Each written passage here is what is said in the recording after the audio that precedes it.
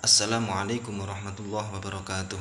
Alhamdulillahirabbil alamin wassalatu wassalamu ala asyrafil anbiya'i wal mursalin sayyidina wa maulana Muhammadin wa ala alihi wa ashabihi ajma'in, amma ba'du. Para teman-temanku semuanya dimanapun kalian berada, pada kesempatan kali ini saya akan membahas tentang berita yang lagi hangat-hangatnya teman-teman ya, yang datang dari negara Malaysia. Beritanya apa teman-teman ya?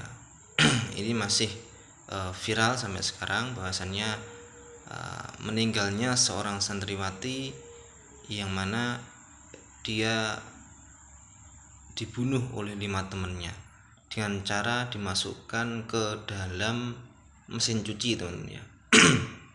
Ya, yang namanya si korban adalah Zahra Khairina. Ya, si Zahra Khairina adalah seorang santriwati ya, atau seorang murid lah di sebuah sekolahan ya, atau yayasan ya. Ya, mungkin kalau di sebutan di Malaysia nah, seperti itu. Kalau di Indonesia ya santriwati gitu ya. Nah, si Zahra ini menurut cerita ya dari berbagai sumber ya, bahwasannya dia itu sering dibully oleh kelima temannya ini ya, yang menjadi tersangkanya, yang mana posisi Zahra tersebut adalah sebagai pengawas di pondok pesantren tersebut ya, pondok putrinya ya. Nah, karena Zahra sering menegur dari 5 tersangka ini karena tidak sholat ya, sering ditegur. Kan tugasnya pengawas atau pengurus pondok itu kan, ketika ada teman santrinya yang tidak melakukan kegiatan khususnya sholat jamaah atau kegiatan-kegiatan yang ada di pondok, itu kan menegur nih. Nah, sehingga membuat kelima tersangka ini sakit hati, akhirnya merencanakan untuk menghabisinya itu ya. Nah, dari peristiwa ini teman-teman ya, dapat diambil pelajaran menjadi pengingat kita semua bagi orang tua ya, ketika memondokkan anaknya ya dimanapun ya, ini tidak tidak ada kaitannya dengan pondok pesantren manapun ya. Tapi untuk lebih berhati-hati saja bagi orang tua ya, untuk selalu menanyai anaknya ya, ketika di pondok pesantren. Menanyanya apa ya? Pertama ya tanya kabarnya bagaimana, kedua belajarnya bagaimana ya di sana. Nah, yang tidak kalah pentingnya adalah masalah ini teman-teman ya. Apakah kamu punya masalah dengan teman kamu? Apakah ada yang melakukan sikap yang tidak baik dengan kamu? Jadi pertanyaan seperti itu perlu teman ya, karena ya dari kejadian ini sangat-sangat memilukan teman-teman ya. Ya. Karena kadang anak itu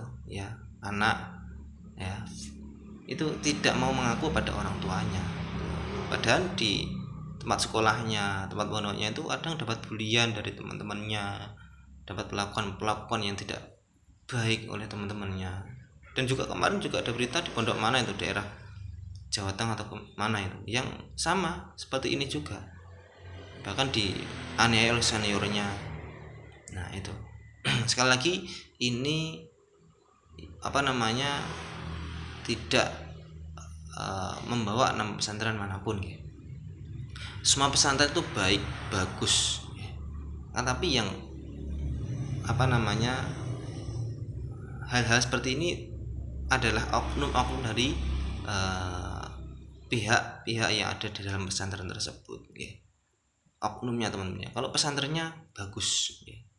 Ya kecuali kalau yang kemarin viral yang mana melecehkan santrinya itu ya tidak lagi, itu memang pengasuhnya yang kurang bagus teman-teman ya. Tapi pesantren itu adalah tempat pendidikan agama yang paling bagus ya. paling bagus. Nah, tapi ada oknum-oknum ya, oknum dari santri, oknum dari pengurus atau senior itu yang yang kurang bagus untuk menjaga marwah pesantrennya. Tapi kalau pesantren dimanapun itu bagus, tempat untuk menimba ilmu agama. Nah, sebenarnya kasus-kasus seperti ini tuh sudah banyak yang terungkap teman-teman ya. Ya, kasus pelecehan, kasus tragedi seperti ini sebenarnya banyak ya kan. Tapi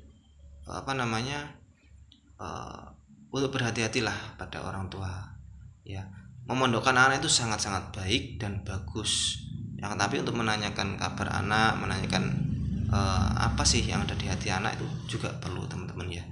Ya, karena kita tidak tahu anak kita di sana di asrama itu hubungan sama temannya itu bagaimana ya. Kita tidak tahu kalau kita tidak menanyai pada anaknya kita sendiri ya.